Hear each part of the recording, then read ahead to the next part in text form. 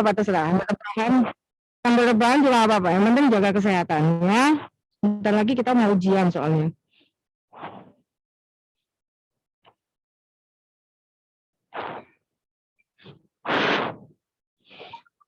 Oke, kita langsung masuk ke contoh ya di halaman 574. PT Pramita melakukan pembayaran gaji pegawai tetap bulan Januari 2013 sebesar 500 juta. Ini tahunnya 2013. Jadi kita coba lihat ya, PTKP-nya harusnya ya tetap di tahun 2013. Kalau kita akan sekarang 2018 atau 2019, nanti soalnya ikuti nilai PTKP yang terbaru. Ya. Nah. Ya. Jadi tapi konsepnya sama PTKP ya, hanya konsepnya sama PTKP, hanya saja nilainya yang beda ya. Bentar. Semua buka 574 sambil nunggu teman-temannya.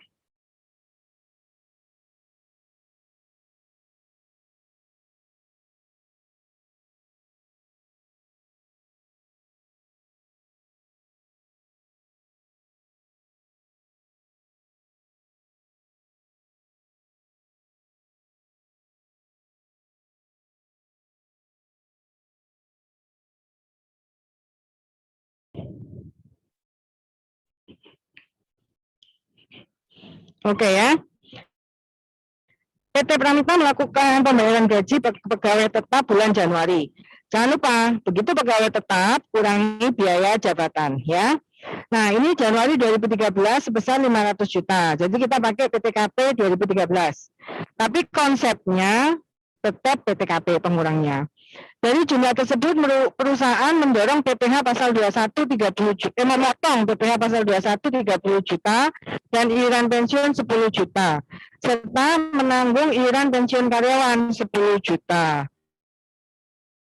PT Pramita kemudian melakukan setoran PPh 21 masa Januari tanggal 10 Februari 2013 ya. Oke, kita lihat. Kita lihat jurnalnya. Karena PPh 21 ini dibayar oleh atau dipotong oleh perusahaan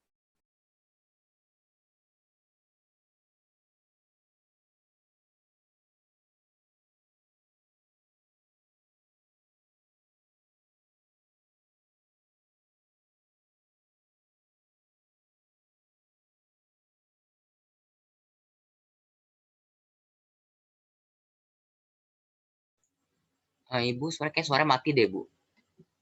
Nggak masuk suaranya. Tadi baru aja tiba-tiba kayak suara nggak masuk gitu, Bu.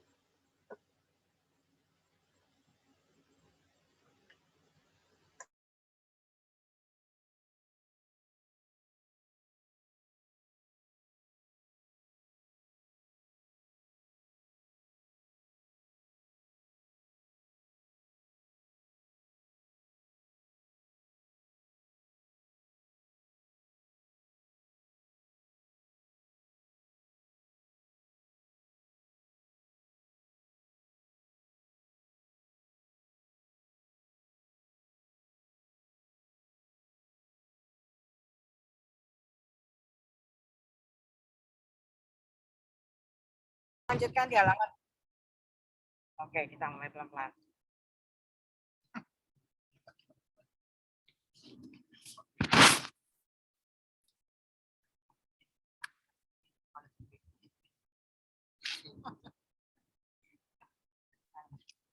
Yuk, lanjut ya.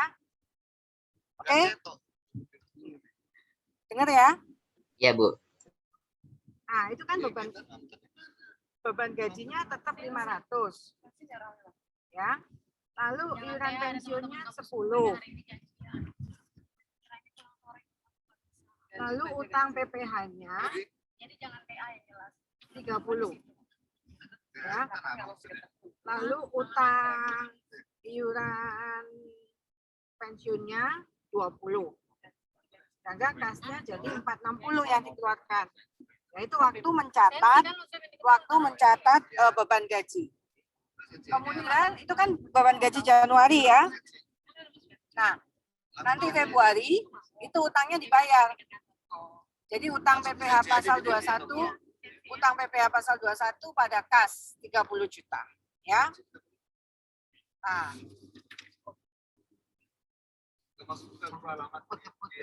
bentar ya. Ya, lanjut. PPh pasal 21 masa Desember. Nah, PT Pramita gaji 550 juta. Iuran pensiun dipotong 15 juta. Iuran pensiun ditanggung wajib pajak 15 juta. Nah, sesuai ketentuan, PT Pramita melakukan penghitungan ulang PPh terutang tahun 2013 karena kita mau hitung berapa PPh 21 yang untuk masa Desember. Jadi kita hitung ulang seluruh penghasilannya, ya, realnya. Jadi kalau yang tadi itu yang di atas itu adalah setiap bulan gaya gaji. Nah, ini yang waktu Desember, ya. Nih, perhatikan, tidak seperti tahun-tahun sebelumnya. Sejak tahun 2009, pemotong tidak perlu menyampaikan SPT tahunan PPh pasal 21. Sehingga penghitungan kembali PPh pasal 21 pegawai tetap dilakukan di masa Desember. Jadi kan kita kadang-kadang, bukan kadang-kadang ya, kita tuh ngitung PPh 21 itu di awal tahun dengan asumsi penghasilannya sama. Ya. Nah, nanti di akhir tahun kita sesuaikan. Karena kemungkinan mereka itu mendapat THR, komisi, lembur, lalu bonus. Nah, itu kan yang sifatnya kalau yang gaji itu kan teratur. Tapi kalau kayak komisi, THR, bonus kan tidak teratur. Jadi yang teratur dan tidak teratur akan dijumlahkan semuanya. Itu di Desember untuk realnya. Baru dihitung pendapat penghasilan sebenarnya, baru kita hitung lagi PPh.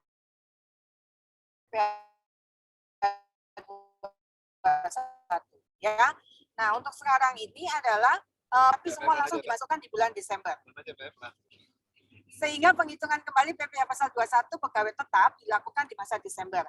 Atas, kamu kasih keterangan ya di situ, penghasilan teratur dan penghasilan tidak teratur. Jadi kalau akunnya sama, beban gaji, beban iuran pensiun ya, utang PPh pasal 21, lalu utang iuran pensiun dan kas ya. Oke. Sekarang gimana kalau misalnya PPh 21-nya ditanggung oleh pemberi kerja ya?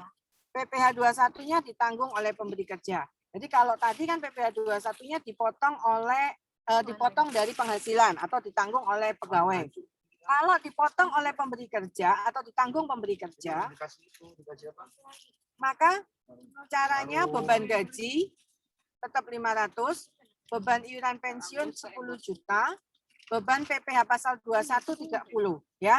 Jadi kita lihat, maka kalau ditanggung oleh pemberi kerja, PPh 21-nya menjadi beban. Jadi beban PPh pasal 21, bukan hutang PPh 21. Ya. Beban PPh pasal 21 itu kalau ditanggung oleh pemberi kerja. Tapi kalau ditanggung oleh karyawan, maka pemberi kerja akan mencatat hutang PPh 21. Itu bedanya. Kalian stabilo ya. Kalian stabilo antara akun beban PPh pasal 21, kamu garis bawahi pemberi kerja. Kalau utang PPh 21, kamu garis bawahi karyawan. Ya. Lalu bawahnya sama, hutang PPh pasal 21, lalu hutang iuran pensiun dan kas. Ya. Nah, kita lanjutkan lagi. Ini penerima penghasilan yang menyelenggarakan pembukuan. Ya. Sebentar. Mahendra adalah WPOP yang melakukan pekerjaan bebas sebagai konsultan pajak dan memilih menyelenggarakan pembukuan. Tanggal 15 Juni, dia menerima honor konsultasi yang diberikannya kepada PT Pramita sebesar 50 juta. Jadi ini kasih garis bawah, ini adalah konsultan. Jadi dia sifatnya bukan pegawai tetap. Ya. Tapi dia berkesinambungan. Jadi biasanya kita pakai yang 2,5. Ya. Nah, lalu PT Pramita memotong PPh 21 sesuai dengan ketentuan. Nah, kita lihat di sini, beban tenaga ahlinya 50 juta, utang PPh 21-nya 1.250.000. Ya. Lalu pada kas 48.750. Nah, oleh PT Pramita ya. Ini jurnal yang dilakukan oleh PT Pramita. Tugas masih tetap berjalan ya. Silakan men-submit tugasnya. Ya, oke. Mind mapping apa itu tetap berjalan ya. Felix nanti akan terus merekap. Ya. Oke. Nah, sekarang kalau ini itu kan tadi jurnal dari PT Pramita. Bagaimana dengan PT Mahendra yang memberikan tadi membayar ya, yang menerima jasa, yang menerima honor Mahendra, tapi yang membayar PT Pramita. Nah, sekarang kita lihat dari sisi Mahendra sebagai konsultan. Berarti kan penghasilan dia tadi dipotong, ya, dipotong 1.250.000 sebagai tenaga ahli. Kita asumsikan dia berkesinambungan. Jadi dalam 1 tahun memberikan pelayanan atau jasanya lebih dari 1 kali. Makanya itu kriterianya berkesinambungan. Oke, lanjut ya. PT Mahendra. PT Mahendra bersifat tidak final pemotongannya. Jadi dia bisa mengkreditkan. Buat Mahendra bersifat tidak final. 21 itu memang nggak ada yang final. 21 itu tidak final. Sehingga dapat dikreditkan terhadap SPT tahunan PPH oleh Mahendra. Berarti wajib pajak orang pribadi. Ya. Kas 48750, PPh pasal 21 yang dibayar di muka 1250 pada pendapatan jasa 50. Ingat kalau bersifat final, pemotongannya bersifat final, maka itu dianggap sebagai beban. Tapi kalau tidak final, itu dapat dikreditkan.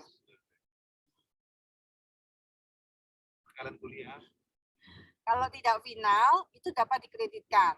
Maka kalau dapat dikreditkan, bagi pihak yang dipotong, tadi ya, kalau dapat dikreditkan bagi pihak yang dipotong sebagai uang muka. Bagi pihak yang motong sebagai hutang. Itu kuncinya. Ya. Jangan lupa di situ. Kriterianya seperti itu aja. Jadi kalau penghasilannya kita yang dipotong, nah, kan itu sifatnya tidak final, dapat dikreditkan, ya berarti sebagai uang muka. Bagi yang motong sebagai hutang. Ya. Sekarang penerima penghasilan menggunakan norma, saya rasa ini enggak. Nah, ini pekerjaan bebas ya.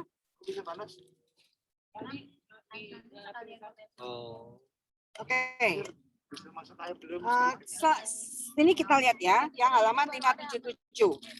Mahendra selain sebagai konsultan pajak, dia juga bekerja di PT Pramita dan menerima gaji bulanan. Jadi ini kalau kita tahu kriteria penghasilan dari sudut pandang pajak, apakah dia sebagai pekerja bebas, menerima penghasilan dari pemberi kerja, atau mempunyai usaha, ya, atau mempunyai usaha.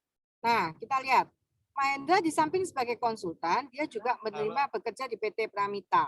Jadi dia sebagai pegawai, ya, dan menerima gaji bulanan 220 juta di bulan Januari. Dipotong PPh 21 750. Maka jurnalnya gimana? Berarti kan dia terimanya nggak full. Buat Mahendra ya. Berarti Mahendra akan mencatat pendapatan gaji 20 juta. Dikredit. Kasnya 19.250. Nah ini lihat. PPh 21 dibayar di muka 750. Karena PPh 21-nya dapat dikreditkan. Bedanya apa? Bentar. Karena PPh 21-nya dapat dikreditkan dan buat Mahendra itu sebagai uang muka. Maka dia nggak terima 20 juta, dia terimanya 19.250 ya.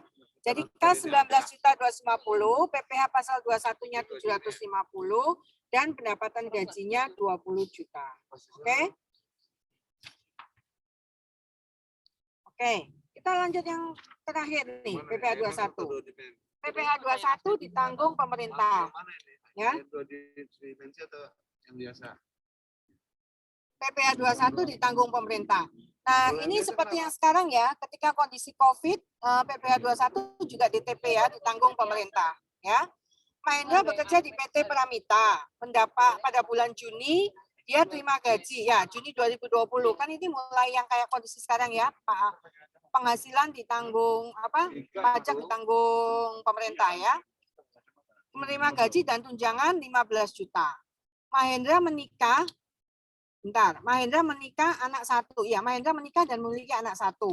Bulan Juni 2020 dia menerima THR 10 juta. Ya. Penghasilan disetahunkan Mahendra dari penghasilan tetap itu adalah 15 juta kali 12, 180.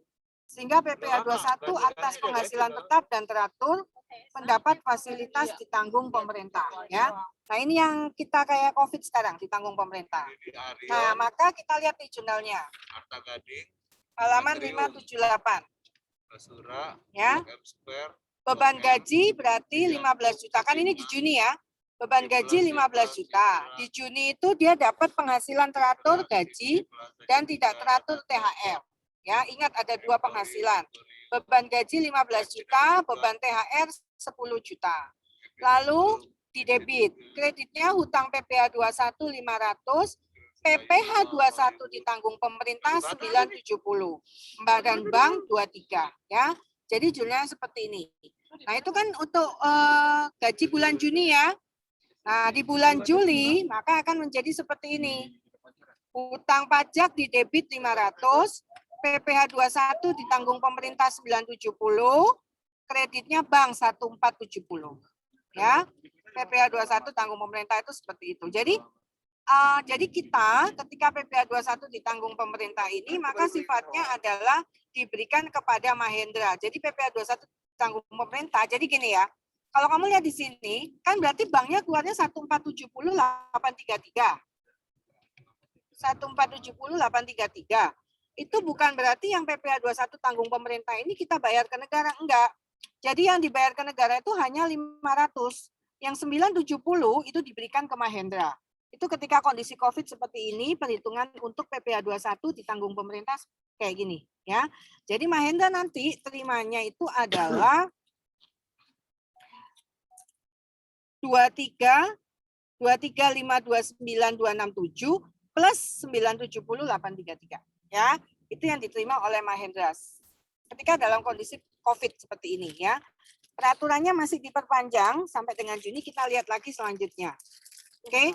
Nah, ini memang untuk kondisi tertentu. Ini ketika PPh 21 ditanggung pemerintah. Oke. PPh 21, ada pertanyaan? Ini cuma jurnal. Kalau hitungannya kalian pasti udah ngerti, ya.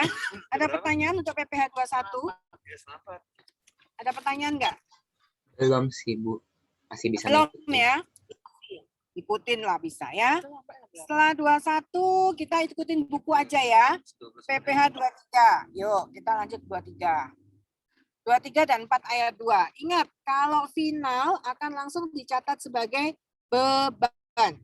Kalau dapat dikreditkan dicatat atau tidak final dicatat sebagai uang muka. Ya. Final atau uang muka. Ya. Kita lihat di sini. Belanja Senayan. Ketiga. PT Pramita. Plaza Indonesia jam 4.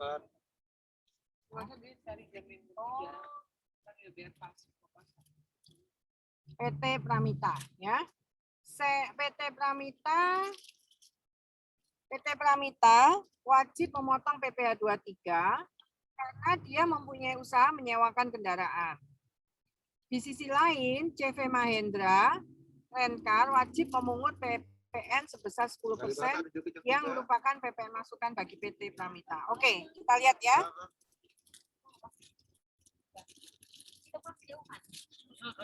Sewa dibayar di muka 10 juta.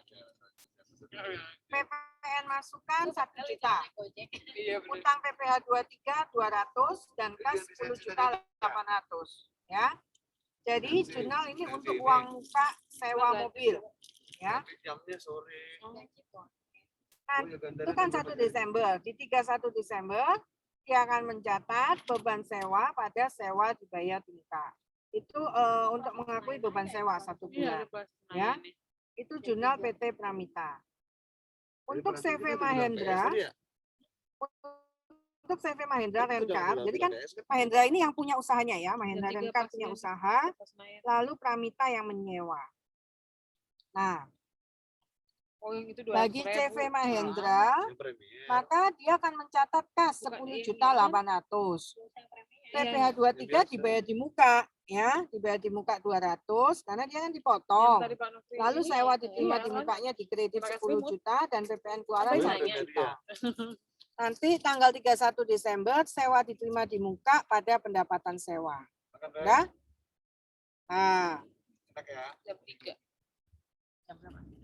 Jam 3. Kita es. Ngajar habis jam berapa ngajar?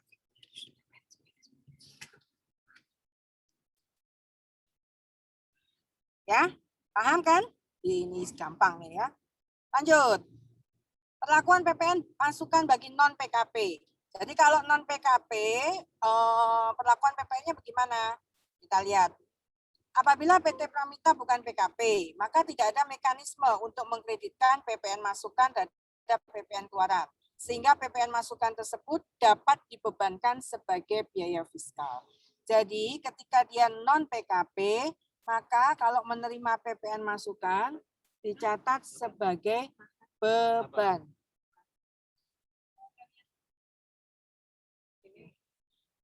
Jadi kalau dia non PKP, PPN masukan dicatat sebagai beban. Oke, lanjut. Halaman 580. Ya. Maka jurnalnya adalah sewa dibayar di muka 11 juta, utang PPh pasal 23 200.000 dan kas 10 juta 800. Oke.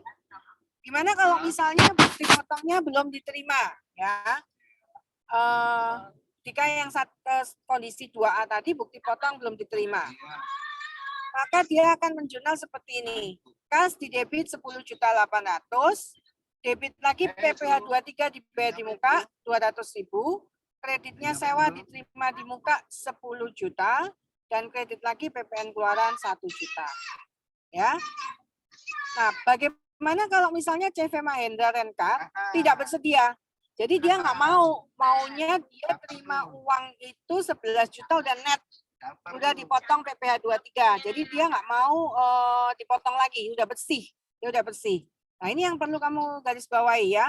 Ada yang sudah bersih, ada yang orang bilang gini nih, ya udah saya pokoknya terimanya 11 juta udah bersih, nggak mau ada potongan lagi. Kalau yang tadi 11 juta masih dipotong, kalau yang ini bersih ya. Maka kalau bersih, caranya gini. Catat sewa dibayar di mukanya jangan 11 juta, berarti 10 juta. PPN masukannya 1 juta, maka 200.000 itu kan menjadi tanggungan pihak yang memberikan ini, yang memberikan yang memberikan jasa. Bukan yang menerima menggunakan jasa, ya. Jadi beban PPh pasal 23-nya 200. 200 ya. Jadi kalau dia terimanya bersih jadi dia 200. Ya. Kalau utang PPh kalau dia dipotong 200, kalau dia nggak dipotong berarti 200 sebagai beban buat perusahaan. Lalu kreditnya utang PPh 23 200 dan kas 11 juta ya. Itu jurnal pembayaran uang muka sewa mobil PPh ditanggung oleh pihak yang menyewa, ya. Jadi terima penghasilan lengkap. Atau kadang kita bilang istilahnya itu di gross up. Itu kita bilang istilahnya di gross up. Ya, di gross up. Jadi di gross up, jika CV Mahendra Rencar tidak bersedia dipotong PPh 23 dan PT Pramita menggross up nilai sewanya, maka nilai sewanya cara ngitungnya seperti ini ya. Potongannya 2%. Oke? Sewa dibayar di muka 10.204.081, PPN masukan 1020 di debit, kreditnya utang PPh 23 dan kas. Ya. Oke, sampai di sini.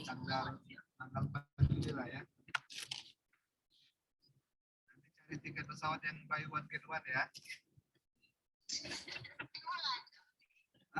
Tahu kali bedo. Oke. Kalian lihat dulu ya sambil ngumpulin filenya.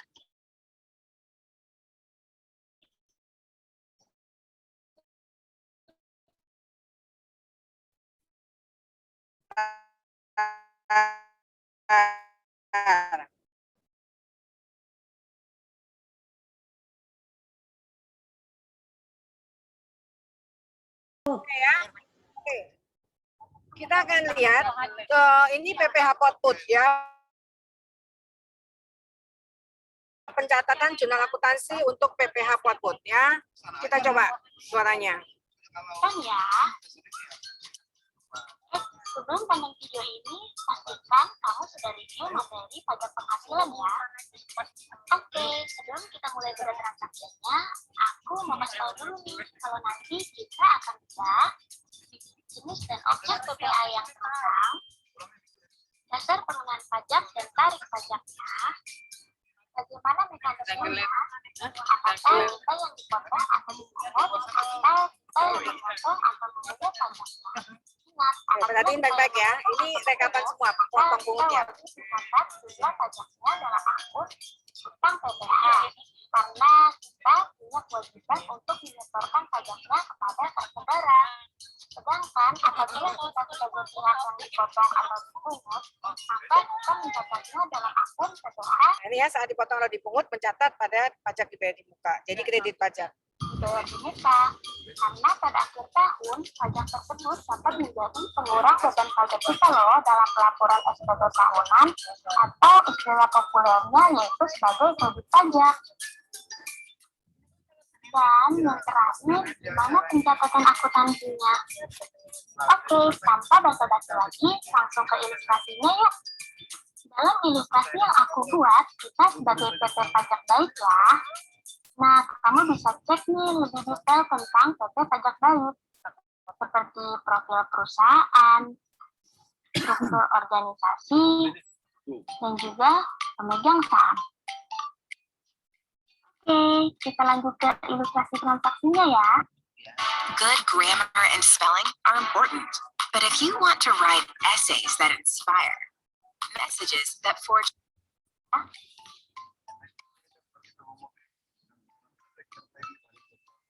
Pada tanggal 1 Maret 2019, perusahaan membayar honor konsultan pajak atas pemberian jasa konsultasi tahun 2018. Sebesar 20 juta rupiah kepada Bapak Edi Sukoco, Sarjana Ekonomi. Maka transaksi ini terutang PPh 21 ya, dan objek pajaknya berupa penghasilan dalam bentuk honor yang diterima Bapak Edi. DPP atau penghasilan kena pajaknya yaitu PPh 21 tenaga ahli bukan pegawai sebesar 50% dari penghasilan bruto atau 50% dari 20 juta rupiah yaitu 10 juta rupiah. Dan tarif pajak sesuai pasal 17 itu 5%. Sehingga PPh 21 terutangnya yaitu Rp500.000 didapat dari 5% dikali 10 juta rupiah. PPh 21 dipotong oleh pemberi kerja yakni PT Pajak Baik. Karena PT Pajak Baik sebagai pemotong, maka akan mencatat pajak dalam akun utang PPh pasal 21. Sehingga transaksinya akan dicatat sebagai berikut. Dan kas yang dibayarkan perusahaan kepada Bapak Edi yaitu sebesar honor setelah dipotong pajak ya. Dan perlu kita ingat bahwa PT Pajak Baik perlu menyetorkan pajak yang dipotong ke kas negara. Maka pada tanggal 10 April, PT Pajak Baik menyetorkan pajak ke kas negara dan mencatat jurnal sebagai berikut. Iya, tentu. Selanjutnya, pada tanggal 5 Juni, PT Pajak Baik menjual kertas kepada pemerintah daerah Kota Jakarta senilai Rp1 miliar. Harga pokok penjualan atas kertas tersebut yaitu Rp700 juta. Dan pembayarannya baru diterima dari bendahara Pemda Kota Jakarta pada keesokan harinya yaitu pada tanggal 6 Juni. Iya, karena pasal 20. Maka atas transaksi ini terutang pada pasal 22 ya, dan objek pajaknya berupa pembelian oleh bendahara. BPP-nya yaitu harga pembeliannya sebesar Rp1 miliar dan tarif pajaknya yaitu 1,5%, sehingga PPh pasal 22 terutangnya yaitu Rp15 juta didapat dari 1,5% dikali Rp1 miliar. PPh pasal 22 atas objek pembelian dikenakan kepada penjual dan dipungut oleh pembeli. Berarti PT Pajak Baik sebagai pihak yang dipungut sehingga akan mencatat pajaknya sebagai PPh pasal 22 dibayar di muka. Maka pencatatan transaksinya adalah sebagai berikut. Pada tanggal 5 Juni belum ada pencatatan pajak terutang ya.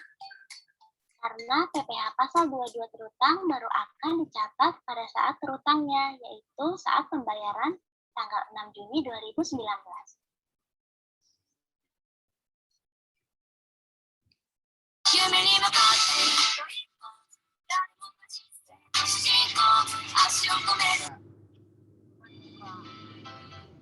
Nah, jadi ketika DPP itu semua angkanya exclude PPN ya, nggak termasuk PPN. Oke. Ini contohnya simple tapi lengkap ya, karena ada perhitungannya sama jurnalnya sekalian. Jadi nanti itu kamu bisa cross check di buku ya, bisa cross check di bukunya. Oke, kita lanjutin ya. Jadi ketika DPP itu tanpa PPN, ingat ya. Lanjut.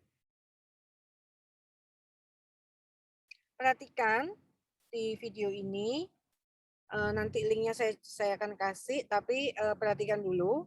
Karena nanti kita masuk sesi ketiga, sesi kedua kan udah ya. Kita masuk sesi ketiga, kita akan ada lagi pengerjaan. Tolong tugas sesi pertama, sesi kedua diselesaikan. Itu sebagai bukti kehadiran dan penilaian untuk ketika nanti kita ujian brevet ya. Jadi menambah juga penilaian di sini. Tolong perhatikan. Jadi nanti apalagi kita udah mau masuk ke sesi ketiga, mau ada tugas lagi ya. Jadi kamu selesaikan sesegera mungkin sesi 1 dan sesi kedua. Sesi ketiga tugasnya sangat banyak dan saya akan berikan kalian waktu yang cukup panjang. Nanti semua tugas disubmit di alamat email aja. Semua tugas submit di alamat email, tapi saya akan berikan batasan.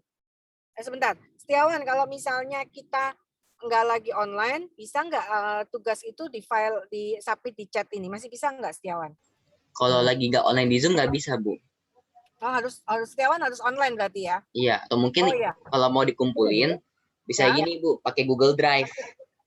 Oh ya, you bikin Google Drive ya? Jadi semuanya bisa submit sendiri gitu pada selesai. Oh iya, bisa submit sendiri, tapi saya mau ada berbatas waktu, gimana? Oh, nanti mungkin kalau habis ada batas waktunya, ntar saya bisa ubah lagi. Apa tuh, yang bisa akses cuma saya doang gitu, atau enggak cuma ibu doang gitu. Oh, atau gini mungkin ya, ada mungkin di drive itu ada tandanya submitnya jam berapa gitu ya, jadi kelihatan gitu ya. Sini saya sih ada, Bu. Oh ya udah, oke deh, kamu atur lah ya. Baik, thank you. Yuk kita perhatiin lagi ya. Oke. Jangan lupa sambil makan siang, karena kita udah jam makan siang ya. Kalian sambil makan siang, santai aja ngikutinya. Selanjutnya, pada tanggal 10 Juli, perusahaan memberikan jasa konsultasi kepada PT Semangat dengan mendapatkan imbalan Rp500 juta secara tunai. Maka, peristiwa ini terutang PPh pasal 23 atas objek pajaknya berupa imbalan jasa konsultan.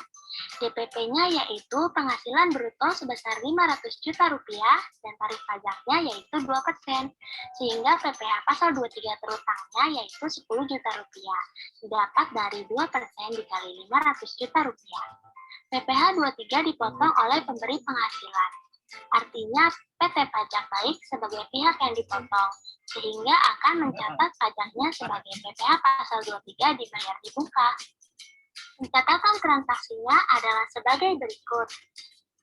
Sehingga kas yang diterima PT Pajak Baik yaitu imbalan jasa setelah dikurangi pajak ya. Kemudian, seperti informasi pemegang saham bahwa PT Pajak Baik memiliki 10% saham PT Pajak Sejahtera dan belum go public. Pada tanggal 17 September, melalui rapat umum pemegang saham, PT Pajak Sejahtera mengumumkan pembagian dividen sebesar Rp2 miliar. Maka, peristiwa ini terutang PPh pasal 23 ya, dan objek pajaknya yaitu dividen yang akan diterima PT Pajak Baik. DPP-nya yaitu jumlah bruto sebesar Rp200 juta berasal dari persentase kepemilikan dikali total dividen yang diumumkan, yaitu 10% dikali Rp2 miliar, dan tarif pajaknya yaitu 15%, sehingga PPh 23 terutangnya sebesar Rp30 juta didapat dari 15% dikali Rp200 juta. PPh pasal 23 dipotong oleh pemberi penghasilan. Artinya PT Pajak Baik sebagai pihak yang dipotong, sehingga akan mencatat pajaknya sebagai PPh pasal 23 dibayar di muka. perlu untuk diperhatikan. Karena PT Pajak Sejahtera belum go public, artinya saat berutang PPh pasal 23 atas dividen yaitu pada tanggal pengumuman di RUPS ya. Nah, kalau nanti udah go public, maka saat berutangnya yaitu ketika tanggal pencatatan atau recording date-nya. Sehingga pencatatan transaksi pada tanggal 17 September atau pada saat pengumuman adalah sebagai berikut. Bisa dilihat piutang dividen yang dicatat PT Pajak Baik yaitu sebesar jumlah bruto setelah dikurangi pajak ya. Selanjutnya, pada tanggal 3 Oktober, perusahaan membayar 120 juta rupiah kepada PT Sewain Aja atas sewa gedung di daerah Jakarta untuk 3 tahun. Transaksi ini berutang PPh final pasal 4 ayat 2 ya, dan objek pajaknya yaitu persewaan tanah dan atau bangunan. UTP-nya yaitu jumlah bruto nilai persewaan sebesar 120 juta rupiah, dan tarif pajaknya yaitu 10%, sehingga PPh final berutangnya sebesar 12 juta rupiah didapat dari 10% dikali 120 juta rupiah. PPh final dipotong oleh pemberi penghasilan. Artinya, PT Pajak Baik sebagai pihak yang memotong, sehingga akan mencatat pajaknya sebagai utang PPh pasal 4 ayat 2. Dan pencatatan transaksinya adalah sebagai berikut. Kas yang akan dibayarkan ke PT Sewain Aja yaitu sebesar jumlah bruto setelah dipotong pajak ya. Dan perlu kita ingat bahwa PT Pajak Baik perlu menyetorkan pajak yang dipotong ke kas negara. Maka ketika menyetorkan pajak tersebut pada tanggal 10 November 2019, PT Pajak Baik akan mencatat sebagai berikut. Nah, gimana nih kawan pajak? Gampang kan? Oke, sekarang kita coba variasi objek pajak lainnya ya.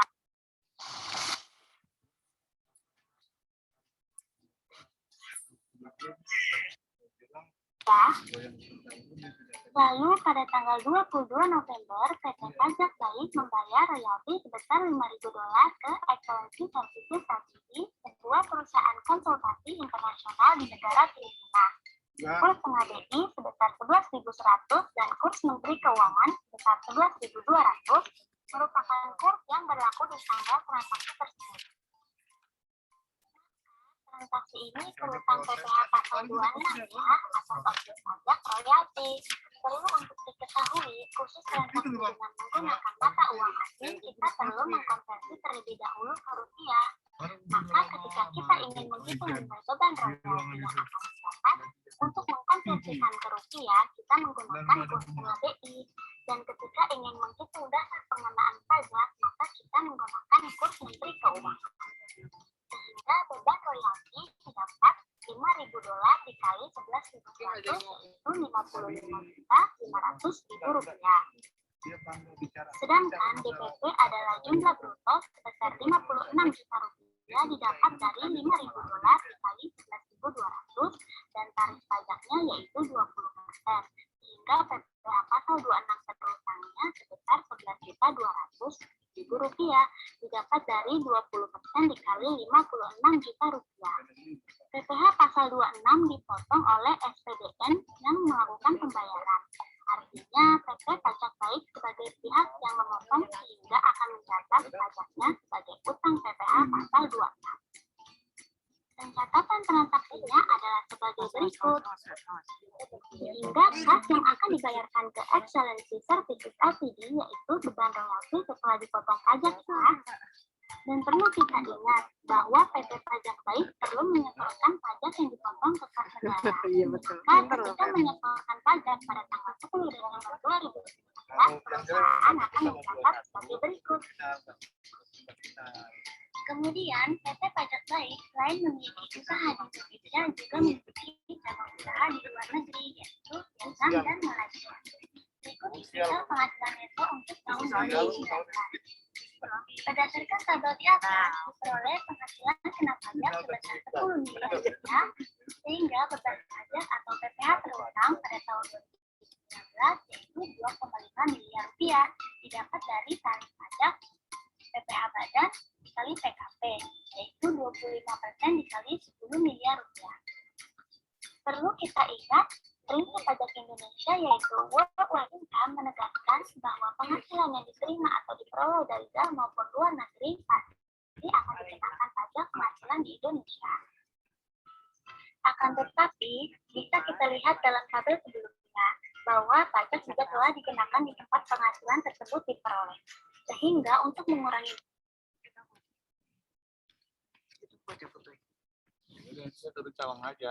Kan masih jauh bang bilang. dampak pajak berganda ini, pasal 24 Undang-Undang Pajak Penghasilan mengatur bahwa pajak yang dibayar atau terutang di luar negeri atas penghasilan yang diperoleh atau diterima dari luar negeri boleh dikreditkan terhadap pajak yang terutang pada akhir tahun. Namun besarnya kredit pajak tersebut tidak boleh melebihi perhitungan pajak terutang menurut Undang-Undang Pajak Penghasilan. Hal ini dikenal dengan metode kredit terbatas per negara atau ordinary credit per country basis. Dan besaran maksimal PPh pasal 24 yang dapat dikreditkan untuk setiap negara dihitung dengan formula berikut. Dengan menggunakan formula yang telah disebutkan sebelumnya, maka kita akan mendapatkan batas maksimal yang dapat dikreditkan di setiap negara antara lain. Untuk cabang Vietnam, kita mendapatkan batas maksimal 125 juta rupiah. Untuk Malaysia, kita mendapatkan batas maksimal 375 juta rupiah. Sehingga yang dapat dikreditkan pada beban pajak akhir tahun yaitu nilai yang terendah antara batas maksimal dengan PPh yang dipotong di luar negeri. Untuk cabang Vietnam, kita mendapatkan nilai 125 juta rupiah. Sedangkan untuk Malaysia, kita mendapatkan nilai 300 juta rupiah. Sehingga total PPh pasal 24 yang dapat dikreditkan yaitu 125 juta rupiah ditambah 300 juta rupiah yaitu 425 juta rupiah. Maka atas data dan peristiwa di atas, perusahaan akan mencatat jurnal sebagai berikut. Pertama, pada saat pembayaran pajak terutang di luar negeri. PT Pajak Baik sebagai pihak yang dipotong oleh otoritas pajak luar negeri, maka akan mencatat pajak tersebut dalam akun PPh pasal 24 dibayar buta dan pencatatannya sebagai berikut. Kemudian pada saat pembebanan pajak terutang di luar negeri, seperti telah kita hitung sebelumnya, bahwa kredit pajak yang diperbolehkan untuk dikreditkan hanya sebesar 425 juta rupiah. Sedangkan pajak yang kita bayar di luar negeri sebesar 450 juta rupiah. Maka dalam hal ini PT Pajak Baik mencatat selisihnya sebesar 25 juta rupiah sebagai beban pajak penghasilan pasal 24 sekaligus mengurangi saldo akun PPh pasal 24 dibayar buta. Sebab yang diperbolehkan untuk dikreditkan di akhir tahun hanya sebesar 425 juta saja ya. Selanjutnya, PT Pajak Baik merupakan wajib pajak badan yang wajib membayar angsuran PPh pasal 25 setiap bulan. Besarnya angsuran yang harus dibayar per bulannya yaitu 160 juta rupiah. Dan angka ini dihitung berdasarkan PPh terutang tahun pajak sebelumnya dikurang dengan PPh yang dipotong atau dipungut oleh pihak lain bagi 12 bulan. Untuk mengetahui bagaimana mencatat pembayaran angsurannya, aku berikan ilustrasi sebagai berikut. Pada tanggal 10 Desember 2019, perusahaan membayar angsuran PPh pasal 25 bulan November sebesar 160 juta rupiah.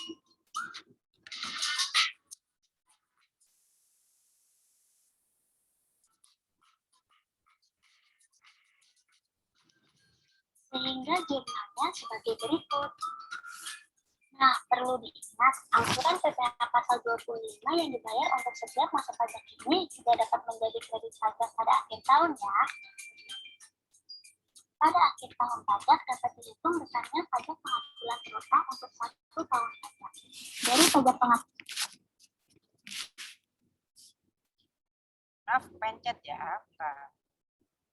Penghasilan terutang tersebut sebagian dilunasi melalui pemotongan atau pemungutan PPh oleh pihak lain dan sebagian dibayar sendiri oleh wajib pajak melalui angsuran PPh pasal 20. Jika PPh yang sudah dipotong atau dipungut oleh pihak lain dan PPh pasal 25 yang dibayar sendiri lebih besar daripada PPh terutang, maka akan timbul PPh lebih banyak atau PPh pasal 28A. PPh pasal 28A ini merupakan piutang wajib pajak pada negara. Sebaliknya, jika PPh terutang lebih besar daripada PPh yang sudah dipotong atau dipungut oleh pihak lain dan PPh pasal 25 maka timbul PPh PPh kurang bayar atau PPh pasal 20. PPh pasal 29 merupakan utang pajak penghasilan yang harus disetor ke negara sebelum SPT tahunan PPh disampaikan. Sehingga berdasarkan transaksi-transaksi yang telah terjadi sebelumnya, berapa PPh kurang bayar atau lebih bayar ke pajak tahun. Dan berdasarkan transaksi atau peristiwa yang terjadi di PT Pajak selama tahun pajak 2019, maka kita dapatkan ikhtisar pembayaran terkait PPh dibayar di muka yang dapat diprediksikan dengan rincian sebagai berikut. PPh pasal 22 dibayar di muka sebesar 15 juta rupiah, PPh pasal 23 dibayar di muka sebesar 40 juta rupiah, PPh pasal 24 dibayar di muka sebesar 420 juta rupiah, PPh pasal 25 dibayar di muka sebesar 1.920 juta rupiah, didapat dari pembayaran angsuran Januari sampai Desember sebesar 160 juta rupiah setiap bulan. Sehingga total kredit pajak yaitu 2.400 juta rupiah. Dan seperti diketahui bahwa penghasilan kena pajak perusahaan tahun 2019 yaitu sebesar 10 miliar rupiah. Artinya PPh terutang tahun 2019 yaitu 2,5 miliar rupiah. Didapat dari tarif pajak PPh baru dikali PKP yaitu 25% dikali 10 miliar rupiah. Nah, jadi setelah dihitung itu, PT Pajak Bais memiliki kurang bayar nih sebesar 100 juta rupiah. Didapat dari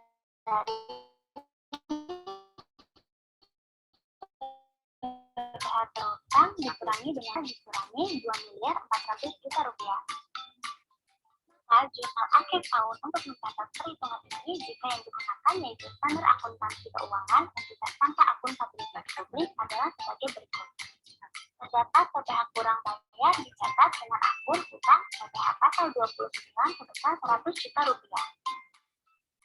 Dan apabila PPh kurang bayar tersebut dibayar ke kas negara pada tanggal 10 April 2020, maka pencatatannya sebagai berikut. Gimana nih kawan pajak? Gampang kan? Oke, yang dulu sudah melakukan pencatatan akuntansi PPh dari aku, semoga dapat bermanfaat buat kalian semua. Terima kasih dan sampai jumpa. At the moment, I have completely got rid of my fear for English and I'm able to communicate fluently with foreign partners. My boss just promoted me to an executive position, which is still level. Oke, ya. Udah komplit ya, 21, 22, 23, 24 ada semua di situ ya. Oke. Saya kasih linknya bentar ya. Sebentar. Saya kasih linknya.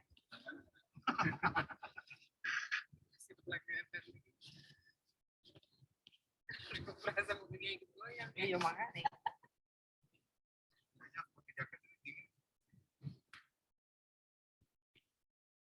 Ini gimana ya linknya? Oh, sebentar. Aku ke Febri aja dulu ya. Bisa minta tolong. Kenapa? Atau Kenapa? turun malu ngecek yang device saja. Iya, kamu parkir mobil kan? Duduk. Iya, aku ikut kamu dulu aja. Emang kita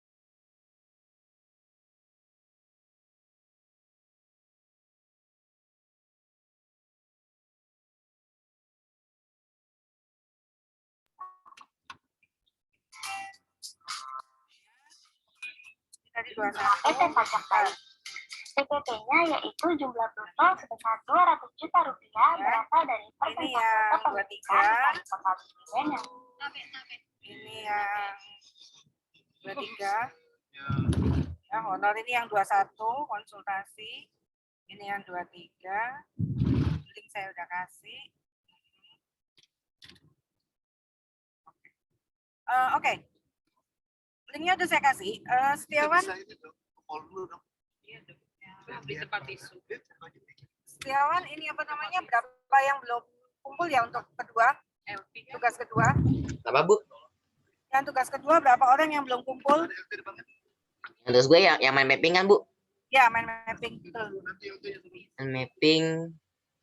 Bentar, saya cek lagi ada 1, 2. Nah, saya mau masuk tugas ketiga agak banyak, jadi saya kasih kalian waktu yang lebih banyak.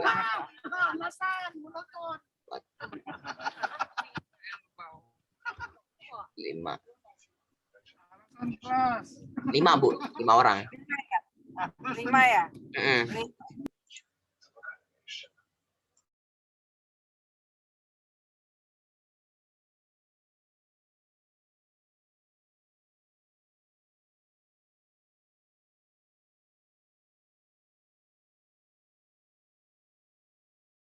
Tinggal 5 orang, oke nggak masalah. Baik, link saya udah kasih. Ini jam kita anggap 1:30 ya. Kamu sambil makan sambil ini. Kalian buka halaman 664. Jadi kamu nanti bisa lihat lagi di link ini ya, dan dia di buku halaman 664. Silakan dibuka halaman 664.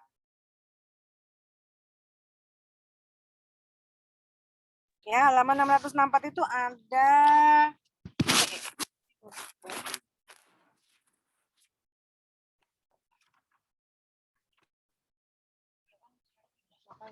664 itu ada 4 soal. Agak panjang-panjang ya. Oke. Kalau masih di Saya rasa sih 1 sampai 3 ya. 1 sampai 3. Bentar. Saya buka lagi dulu. Saya buka lagi sebentar. Mengurangi saldo akun PPh pasal 24 dibayar dimulai. Ya. Denda yang diperbolehkan untuk dikreditkan di akhir Ini yang PPh 24, hati-hati. 425 juta saja ya. Selanjutnya, Oh ya, ini ada 25 ya. 21, 22, 23, 24, 25. Komplit semua. Setiap bulan. Besarnya angsurannya. Oke. Kalian kerjakan halaman 664 nomor 1 sampai 3 ya. Bentar saya tulis.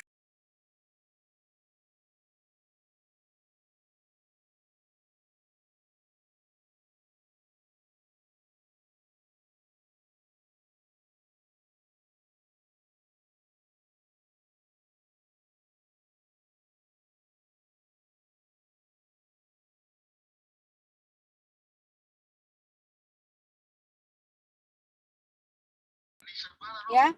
Kerjakan soal halaman 664 nomor 1, 2, 3. Tapi kali ini pengerjaannya ini ya pakai tulisan tangan ya. Jadi nggak boleh pakai Excel. Semua nanti submit pakai di foto atau di PDF ya. Saya kasih waktu yang panjang. Ini mulai jam 1 kayaknya jam 3 bisa kali ya, 2 jam ya. Itu agak panjang. 1, 2, 3 iya. 1, 2, 3 aja, 4 nggak usah deh. 1, 2, 3. Itu kerjakan semua soal itu. Saya kasih waktu agak panjang, sekalian kamu lunch. Karena hari ini kita terus ya. Jadi agak panjang, kalian buka halaman 664. Nomor 1, 2, 3. Kerjakan semuanya, tapi tulisan tangan. Jadi nggak boleh Excel, nggak boleh Word. Harus di copy atau nanti di foto atau di PDF ya. Nanti Setiawan tolong bagikan. Nanti soal tugas-tugas yang tadi sebagai absensi Caranya di Google Drive ya. Tadi Bu, kenapa Bu? Tadi terputus Iya, Bu. absensinya nanti Setiawan akan lihat di Google Drive. Oh, Jadi iya. soal halaman 604, soal nomor 1, 2, 3, tapi lakukan secara maksimal jawabannya. Karena itu nanti mempengaruhi untuk penilaian waktu nanti ujian brevet kan. Nah, jawaban nggak boleh pakai Word atau Excel, semua harus ditulis tangan, ya. Boleh submit dalam bentuk foto atau PDF. Better sih PDF ya, PDF itu lebih baik. Kasih nama sama NIM, ya. Nah, nanti kumpul di Google Drive, tolong Setiawan handle untuk Google Drive, karena kita akan live dari meeting ini. Gimana? Nanti saya tunggu dulu sampai Setiawan menginformasikan, ya. Oke, Bu. Oke, kita tunggu dulu. Silakan Setiawan. Mau nanya lagi, Bu. Boleh. Tadi Google Drive itu berarti untuk satu yang berarti tugas yang sesi 3 ini ya Bu ya, yang latihan ini 1, 2, 3 ini. Ya, hanya tugas sesi 3. Sesi 1, 2 harusnya sesi 1, 2 udah closing ya. Kita udah masuk ke sesi 3 kan? Oh iya, iya masuk benar. ke sesi 3, 1, 2 udah closing. Oke, berarti yang ya. berarti untuk yang 3 aja ya Bu ya. Yang nah, ini. Google Drive-nya gimana? Mau dibagi linknya di sini, kita tungguin dulu. Jangan live dulu ya. Boleh Bu. Atau enggak di grup di WA aja Bu, gimana? Oh iya. Baik, Hmm. baik. Thank you. Ya Oke. boleh. Ibu saya mau nanya, Ya. Ibu habis nanti submit nih jam 3 kelas lagi atau udah ya, Bu? Nanti aja dilihat dulu ya. Nanti saya akan kabari di grup ya. Pokoknya tetap lihat grup ya. Oke. Sebentar. 1, 2, 3, 4. Kayaknya kalau 4 soal sampai kalau 3 soal sedikit. Kalau 4 soal sampai jam 3 keburu. Enggak, Bu. Nomor 3 aja, Bu. Oh, Sampai nomor 3 aja. Oke. Boleh Bu, 3 aja. Oke. Ya. Baik. Oke. Ya. Oke, kita 1 sampai 3 tapi lakukan dengan maksimal ya. Jadi jawabannya nggak boleh pendek-pendek, harus panjang dan jelas ya. Karena jadi nanti ketika kamu nanti ujian brevet itu menambah nilai. Sayang banget kalau drop ya. Oke deh. Sampai mau jam 3 apa jam 3 lewat seperempat? 3 lewat seperempat. Lewat seperempat. Kita tanya ke Setiawan ya. Setiawan 3 gimana? seperempat, boleh. Oke. Siap ya. Oke deh, oke ya. Oke, kita live ya. Nanti semua ke WhatsApp group. Bye. Thank Makan you ya. Bu. Siap Bu. Bye. Yuk. Kasih ya Bu. Ya.